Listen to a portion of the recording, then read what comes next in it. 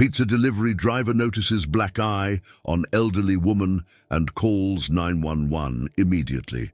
But first, remember to subscribe to our channel so we can keep sharing incredible stories. It was a chilly autumn evening in Cedarville, a quiet town in Ohio, and Jake was wrapping up his last delivery of the night. He was a 19-year-old college student working part-time as a pizza delivery driver, hustling to cover his tuition fees. When he pulled up to the address on Oakwood Street, he noticed the house seemed unusually dark. He double-checked the address and walked up to the door, 2 pizza boxes in hand. After a few moments, the door creaked open and an elderly woman appeared. She had a frail build, her silver hair falling in thin waves around her face.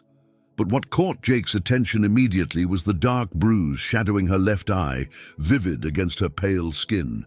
He hesitated, feeling a surge of concern. The woman noticed his reaction and raised her hand slightly, as if to dismiss his worry. "Nothing happened, son," she said, her voice gentle but firm. She attempted a smile, but it only made the bruise more apparent. Jake swallowed, unsure of what to say, feeling a knot of unease tighten in his stomach. He had seen bruises like that before, in cases of abuse, perhaps, or maybe she had fallen. But something about the way she looked at him, her eyes darting nervously over his shoulder, suggested more. "Are you sure you're okay, ma'am?" Jake asked, his voice low, hoping to invite her trust. For a second, the woman's gaze softened, but she quickly tightened her expression. "Yes, I'm fine. Thank you," she replied curtly, reaching out to take the pizza. She paid him, murmuring a soft "good night" before closing the door.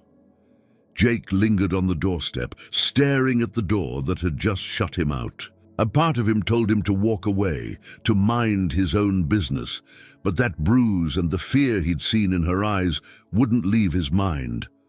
As he returned to his car, he found himself glancing back, still troubled. He took out his phone, staring at the screen as he considered his next move. Sitting in his car, Jake couldn't shake the unsettling feeling that gnawed at him. He looked back at the dark house, his mind racing. Maybe he was overreacting, but something told him that what he'd seen wasn't normal. Before he could change his mind, Jake dialed 911, his fingers trembling slightly as he pressed the call button. "911, what's your emergency?" came the calm, professional voice of the dispatcher. Jake hesitated, feeling a surge of doubt. Was he about to waste police time? But he quickly shook off the thought, his concern outweighing his nerves. "I'm not sure if this is an emergency," he began, "but I just delivered a pizza to an older woman on Oakwood Street. She had a bad bruise on her face, and she looked really nervous. I think someone might be hurting her." The dispatcher asked a few more questions, her tone becoming softer as she sensed Jake's sincerity. "Thank you for letting us know. We'll send someone to check on her," she said. Jake hung up, feeling a mix of relief and anxiety. He didn't want to intrude on her life, but he couldn't ignore what he'd seen. As he waited in his car, he saw the faint glow of blue and red lights approach. 2 officers stepped out and knocked on the elderly woman's door. Jake watched from a distance, straining to see how she'd respond. After a moment, the door opened, and the woman spoke briefly with the officers. Her gestures were small and restrained, her head lowered as she answered their questions. Jake's stomach tightened as he watched her repeatedly shake her head. After a few minutes, the officers turned and walked back to their car. One of them glanced in Jake's direction, nodding slightly in acknowledgement of his concern. Jake quickly got out of his car and walked over to them. "She insisted everything was fine," the officer said. "Said she fell, that she's just clumsy. Nothing we can do without evidence of abuse or a complaint." He gave Jake a sympathetic look before getting into the police cruiser and driving away. Jake stood there in the empty street, his breath visible in the cold night air. He felt a pang of guilt. Had he misjudged the situation? But as he looked back at the house, the feeling of dread remained. The next day, Jake couldn't shake the woman's face from his mind. The bruise, The nervous look in her eyes, it lingered with him, gnawing at his conscience. That afternoon, he decided to drive by the house again, hoping he might catch another glimpse of her and reassure himself that she was truly okay. To his surprise, the house was dark, all the blinds drawn, even though it was the middle of the day. It seemed abandoned, a stark contrast to the quiet warmth of the neighborhood. Jake parked a little ways down the street and approached one of her neighbors, an older man watering his lawn. "Excuse me, sir," Jake began, trying to sound casual. "Do you know the lady who lives at 408 Oakwood? I delivered pizza there last night and she didn't seem well." The neighbor paused, squinting at him. "Oh, you mean Mrs. Henderson," he said, lowering his watering can. "She's a sweet lady. Lives alone since her husband passed a few years back. Quiet, keeps to herself." He shook his head, a flicker of sympathy in his eyes. "Her grandson's been around lately, though. Comes to take care of her." He made air quotes with his fingers, his expression turning grim. "But if you ask me, he's no good. That boy's got a history of trouble, fights, debts, even jail time." Jake's chest tightened. He'd heard enough to confirm his suspicions. Do you think he'd hurt her?" he asked carefully. The neighbor sighed, glancing nervously at the house. "I've thought about calling someone myself. I've heard them arguing, yelling, doors slamming. But whenever I check in, Mrs. Henderson swears everything's fine, says he's just a little lost, that he needs someone to look after him." He shook his head, sympathy laced with frustration. "But from what I've seen, it's the other way around." The pieces started falling into place. The bruises, the nervous glances, the insistence that nothing happened. Mrs. Henderson was covering for her grandson, protecting him despite whatever fear or pain he was causing her. Jake felt a surge of anger mixed with sadness. He couldn't let this go. Determined, Jake thanked the neighbor and drove away, pulling over at a nearby park to think. If the police wouldn't help without proof, maybe he could find some on his own. But how? As he mulled over his options, he realized he couldn't do this alone. Jake decided to reach out to his friend Sarah, a social work major who volunteered with local support groups. He didn't have a concrete plan yet, but he knew he'd need help if he wanted to make sure Mrs. Henderson was safe. Later that evening, Jake met with Sarah at a coffee shop, explaining everything he'd witnessed and learned.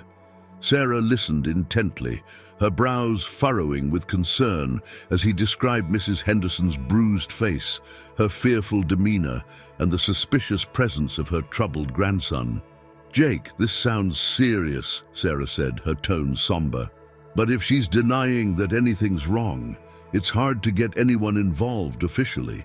Without her cooperation, Adult Protective Services won't take action unless there's evidence of immediate danger." "I know," Jake replied, feeling a fresh wave of frustration. "But I can't just leave her in that house, especially if her grandson is hurting her. There has to be something we can do." Sarah thought for a moment, her fingers tapping on her coffee cup. "There might be another way. There are community resources, people who can check on her without making it look like an official investigation. Maybe if we talk to someone from the local elder support group, they can find a reason to visit her, just to check on her well-being." Jake nodded, feeling a glimmer of hope. Sarah made a few phone calls, reaching out to contacts she knew from her volunteer work. After a few minutes, she hung up with a smile. "And there's an outreach coordinator who can stop by as a routine wellness check. They're trained to recognize signs of abuse and neglect, so if there's something going on, they'll see it." Relieved, Jake thanked Sarah, grateful for her connections and quick thinking. The next morning, he decided to visit Oakwood Street one last time before the outreach coordinator's visit, just to make sure Mrs. Henderson knew someone was looking out for her. When he arrived, he saw her sitting on the porch, her gaze fixed on the ground. Jake approached slowly, his heart pounding as he noticed her hands trembling in her lap. "Mrs. Henderson," he said gently. She looked up, her eyes widening as she recognized him. "I just wanted to check on you. I have friends who can help if there's anything you need. Anything at all." Her gaze softened, and for a moment she looked as though she might speak, but then, glancing over her shoulder nervously, she shook her head. "You're very kind, young man," she whispered. "But it's better if you don't get involved. Some things can't be fixed, you understand?" But Jake wasn't deterred. He placed a reassuring hand on her arm. "Help is coming, Mrs. Henderson. You don't have to go through this alone." She didn't respond, but the faintest glimmer of relief appeared in her eyes before she looked away.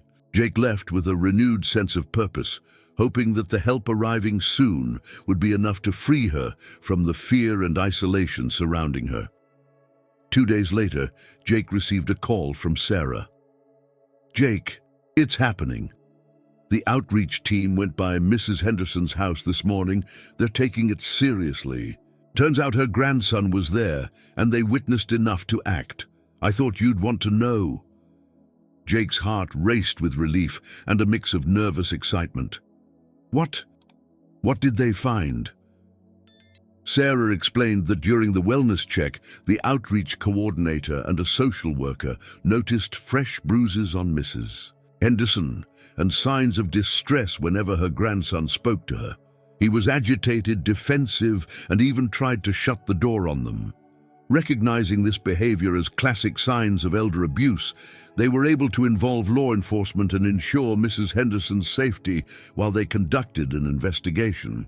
Later that day, Jake drove by the house one last time and saw a police car parked outside. He watched as the officers escorted Mrs. Henderson's grandson, now handcuffed, toward the police vehicle. The elderly woman stood by the doorway, clutching a blanket around her shoulders, watching him leave. When she noticed Jake standing across the street, she gave him a small, grateful smile. Jake approached cautiously, not wanting to overwhelm her. "Mrs. Henderson," he said softly, "I'm glad you're okay." She reached out and took his hand, her fingers cold but steady. I was afraid of what would happen if he left. He's my grandson after all, but it turns out I was more afraid of living in that fear. Thank you, Jake. You did more for me than you'll ever know." The social worker came over to speak with her, and Jake stepped back, realizing his job was done. As he walked back to his car, he felt a strange mix of emotions: relief, pride, and a newfound respect for following his instincts. In the days that followed, he heard that Mrs. Henderson had moved in with a niece in another town, safe and surrounded by family. Jake never saw her again, but her words stayed with him, a reminder of how one small act of courage could change a life. And from that day forward, he trusted his gut, knowing that sometimes listening to that inner voice could make all the difference in the world.